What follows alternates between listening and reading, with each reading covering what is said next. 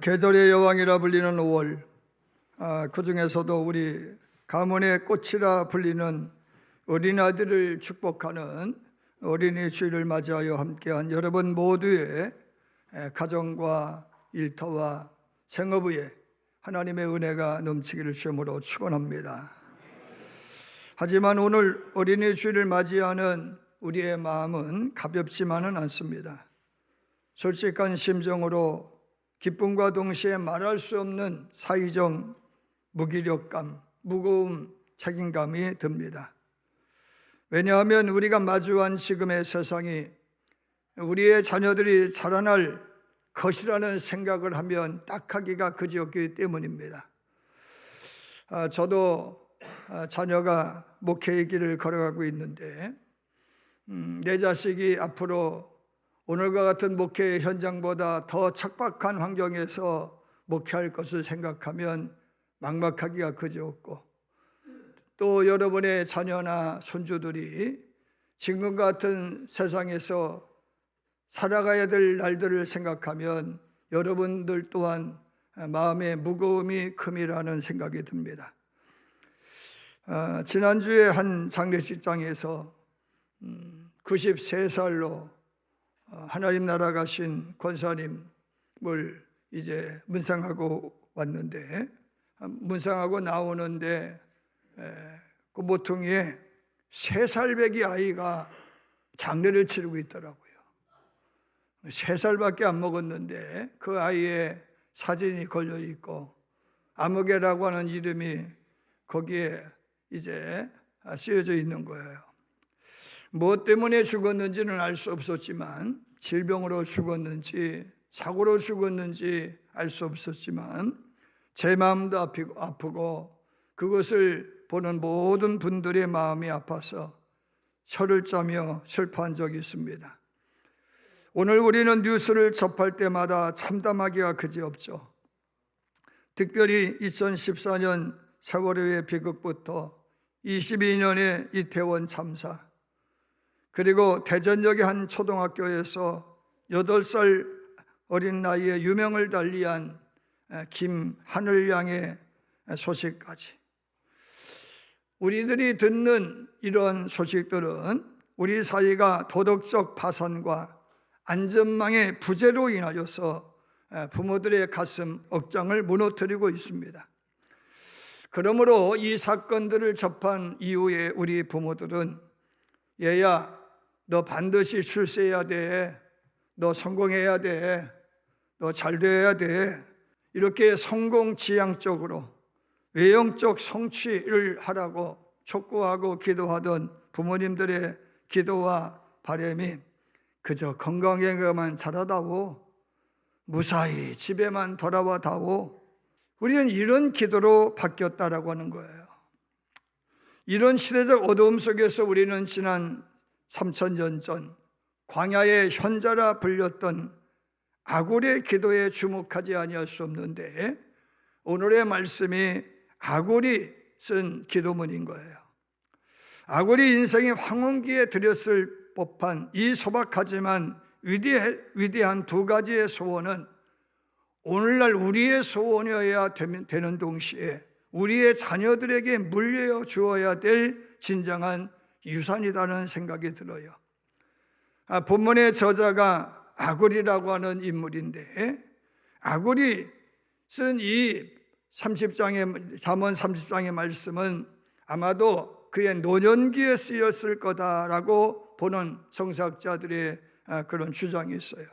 왜냐하면 그의 기도문이 일반적인 젊은 나이에 드리는 기도가 아니라는 생각이 들기 때문이죠.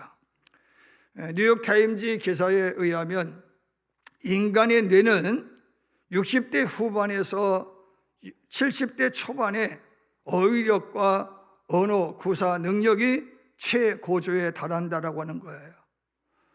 다시 말씀드리면 살 만큼 살았기 때문에 우리가 쓰는 언어가 아주 깊은 울림이 된다, 그런 말씀인 거예요.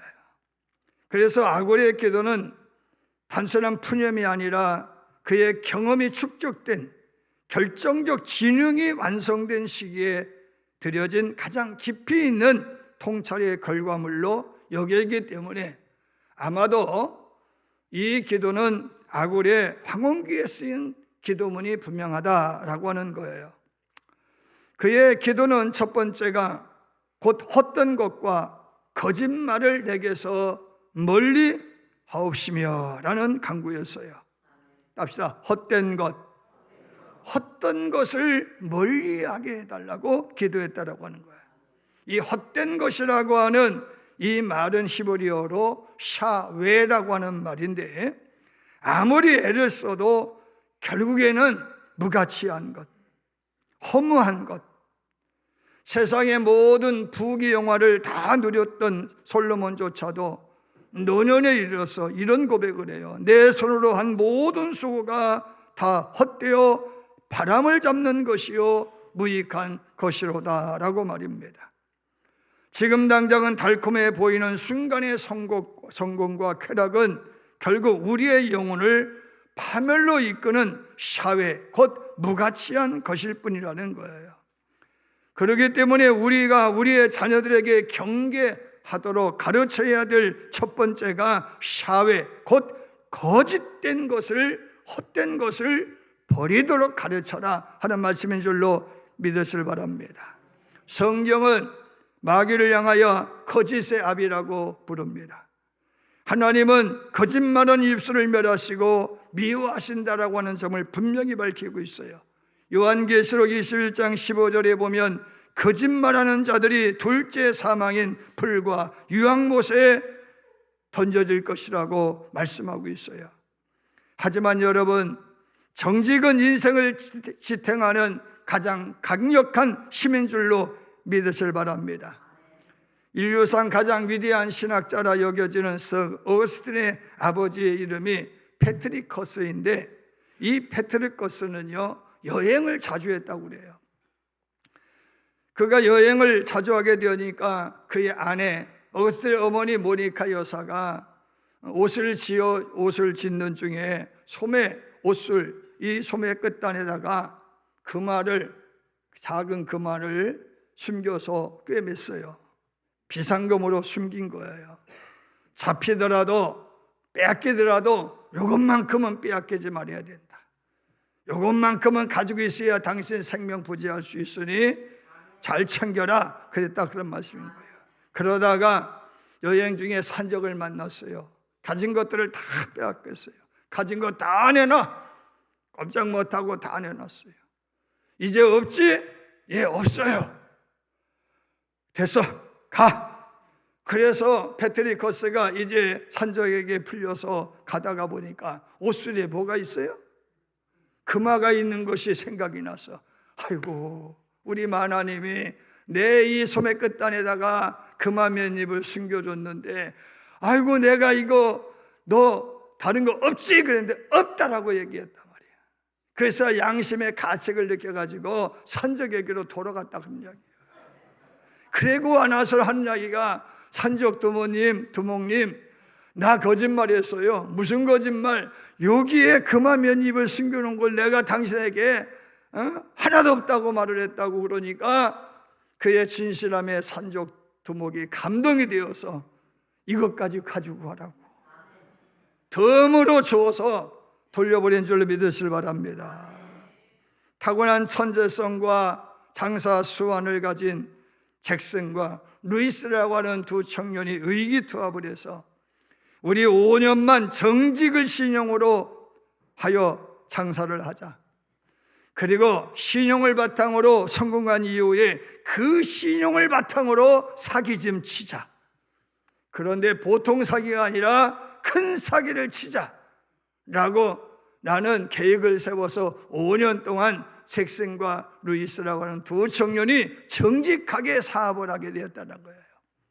그 사업을 하다 그 신용을 바탕으로 사업을 하니 그의 사업의 결과가 큰 성공이었을 믿으시길 바랍니다. 그렇게 5년이 흘렀어요. 5년만 신용을 바탕으로 성공을 한 다음에 그 신용을 바탕으로 큰 사기를 치는 게 그들의 꿈이었다라고 하는 거죠. 그래서 잭슨이 루이스에게 말을 하는 거예요. 여보게, 이제 우리가 지난 5년간 신용으로 큰 돈을 벌었으니 우리가 본래 계획한 대로 신용을 미끼로 사기쳐서 더 큰 돈 모아서 도망치자 라고 말을 했어요. 그럴 때 루이스가 이렇게 말을 했다고 하는 거예요. 이보게, 내가 신용을 바탕으로 장사하다 보니까 마음도 편하고 잠도 잘 오더라. 그러니 난 이대로 그냥 장사하려 그랬다, 그런 말씀인 거예요. 사랑하는 여러분, 오늘 우리와 우리의 자녀들은 거짓이 주는 찰나적 이익보다도 정직이 주는 영혼의 편안함을 선택해야 될 줄로 믿으시길 바랍니다. 여러분이 알다시피 하와가 탐냈던 선악과나 아간이 훔쳤던 신할산 외투나 그리고 오늘날 우리를 유혹하는 출세와 성공을 위한 우상 숭배나 순간적 쾌락은요, 당장은 솜사탕처럼 달콤할지는 몰라도 결국에는요, 샤웨, 무가치한 것이라는 말씀인 거예요. 저와 여러분은 과거 정부에서 있었던 온노비 사건을 기억하실 거예요. 모 그룹의 대표를 구명하기 위해서 나선 아내가 검찰총장 부인에게 고가의 옷을 상납을 해서 그걸 미끼로 감옥에서 풀려나게 하려고 했다가 발각이 되어서 국회 청문회가 개최가 되었어요. 여기에 나온 주범들이었던 여자분들이 계신데 그 여자분들은 모 선교회 소속의 권사님들이요, 그룹 총수의 아내도 권사, 검찰총장의 아내도 권사, 거기에 딸린 모시기도 권사. 이들 증인들은요, 성경에 손을 얹고 맹세까지 하고도 뻔뻔하게 거짓을 증언함으로써 그것을 보는 국민의 마음에 상처를 주었고, 정직을 생명으로 여기는 기독교 전도의 치명적인 걸림돌이 되고 말았음을 여러분 아실 거예요. 여러분, 거짓은 단순히 도덕적인 흥결의 문제가 아닙니다. 하나님이 미워하시는 죄악인 동시에 영원한 심판을 부르는 통로임을 유념하기를 주님으로 축원합니다. 요한계시록 21장 15절, 거짓말하는 자들이 둘째 사망, 불과 유황, 못에 참여하게 된다라고 분명히 말씀하고 있어요. 반면에 정직은 인생을 지탱하는 가장 강력한 힘인 동시에 예상치 못한 보상과 감동을 이끌어낸다는 것이 어거스틴의 아버지 페트리커스의 예화인 거예요. 여러분, 성경은 이렇게 말을 해요. 정직한 자는 복을 받는다. 가장 먼저 하나님과 깊은 관계를 유지할 수 있다고 그랬어요. 흑암 중에서도 빛을 발하게 될 것이고, 구원과 편안을 얻을 것이고, 하나님의 보호와 양식을 풍족하게 얻는다고 말씀하고 있어요. 그렇기 때문에 부모된 저와 여러분은 거짓이 주는 찰나의 이익보다 정직이 주는 영혼의 편안을 선택해야 될 줄로 믿으시길 바랍니다. 아굴의 두 번째 기도는요, 나를 가난하게도 마옵시고 부하게도 마옵시고 오직 필요한 양식으로 나를 먹이시옵소서라는 기도였어요. 여러분, 이 기도는 예수님이 우리에게 일용할 양식을 주시옵고 라는 기도와 그 맥을 같이 하고 있어요. 아굴이 부유함을 거절한 이유는 부유함 자체가 악해서가 아니라 인간이 배부르면 하나님을 모른다 할까 두려워서라고 말씀하고 있어요. 신명기 8장에서 하나님이 가나안에 정착하여서 그들이 금은보화를 소유하게 되어지면 네 마음이 교만하여 여호와를 잃어버릴까 염려한다고 말씀하고 있어요. 여러분은 아프리카 원숭이를 잡는 법을 아시나요? 사냥꾼들은요, 원숭이들을요 저렇게 잡는다고 그래요. 호리병 주둥이가 좁은 호리병 속에 원숭이 좋아하는 바나나를 넣든지 달콤한 열매를 넣는 거야. 거기에 쌀도 넣는 거야. 그러면요, 원숭이는요, 요거 빠라 하고 손을 꼭 집어넣고 그 바나나를 움켜쥐는 거예요. 사냥꾼이 옆에 왔는데도 그 손을 빼지를 못해요. 왜? 움켜쥐었기 때문에 못 빼는 거야. 결국에는요, 움켜진 그 손을 펴지 못해서 사냥꾼에게 잡혀가지고 목이 잘리고 두개골이 한 머리 되어서 결국에는 죽게 되는 거예요. 사랑하는 여러분, 사도 바울은 돈을 사랑하면 일만하게 뿌리라고 말씀하고 있잖아요. 여러분이 쥐고 있는 무가치한 것들, 물질적인 탐욕을 여러분이 놔야 되는 거예요. 할렐루야. 명예를 놔야 되는 거예요. 여러분, 그래야만 비로소 우리는 새 사냥꾼의 올무에서 벗어날 수 있음을 믿으실 점으로 축원합니다. 그런 점에서 아굴은 이렇게 기도한 거예요. 하나님, 너무 부하여서 하나님은 모른다. 거만하고 교만에 빠지는 죄 범하지 않게 하시고, 너무 가난해서 도둑질하고 남의 것을 탐하다가 하나님 욕되게 하는 죄 짓지 않게 하여 주옵소서. 그러므로 적당한 복을 주시옵소서. 비도 너무 많이 내리면 홍수가 되고, 너무 가물면 여러분 어떻게 돼요? 가물면은 가뭄이 되잖아요. 적당함의 은혜를 구하기를 주님으로 축원합니다.